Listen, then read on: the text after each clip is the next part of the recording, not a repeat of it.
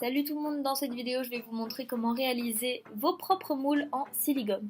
Donc c'est très simple, déjà il vous faudra vous munir des deux pâtes, la bleue et la blanche. Elles sont vendues en lot, hein, vous inquiétez pas, et c'est la marque PBE. Donc le but de cette pâte c'est de pouvoir créer vos propres moules, donc réaliser des moulages de breloques pour des bijoux ou d'emporte-pièces pour de la fimo ou pour de la résine, enfin c'est vraiment ce qui vous plaira.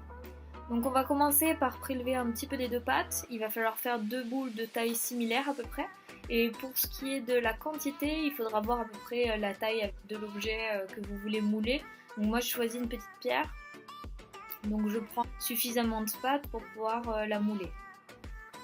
Ensuite il va falloir venir mélanger les deux pâtes. Donc ça se mélange vraiment très bien, c'est très flexible. Par contre, il faut vraiment se dépêcher parce que comme ça sèche à l'air, ça sèche vraiment très rapidement. Il faut vraiment bien la malaxer et après, une fois que vous avez fait votre moulage, il faut vraiment plus y toucher parce que vous ne pourrez pas la remouler, elle sera trop dure. Donc c'est parti. Une fois que j'ai bien mélangé ma pâte, je fais une petite boule et je viens incorporer l'objet que je veux mouler. Pour l'esthétique, je préfère arrondir les bords pour avoir un petit moule un petit peu rond. C'est plus solide, plus résistant parce que du coup la pâte est concentrée autour de notre objet. Et maintenant je laisse durcir 10-15 minutes environ. Des fois c'est moins, ça dépend de la quantité de pâte.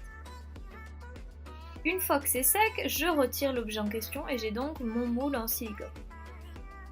Pour voir si ça fonctionne bien, je vais vous faire un test avec une pâte autodurcissante que je vais incorporer dans le moule.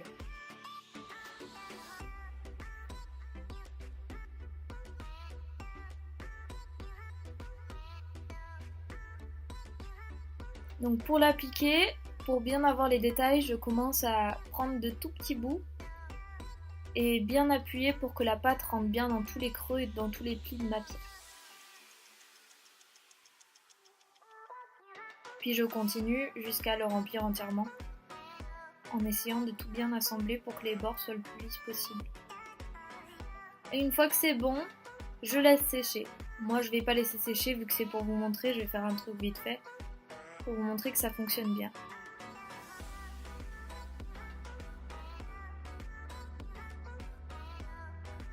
Et voilà, j'ai bien le moulage de ma pierre avec tous les petits détails du caillou. Après, vous pouvez vraiment mouler tout et n'importe quoi. Je vais vous montrer avec un deuxième exemple de moule que j'ai réalisé. J'ai moulé un cabochon de verre pour aller sur mes supports cabochons. Et je vais vous montrer que ça marche tout aussi bien.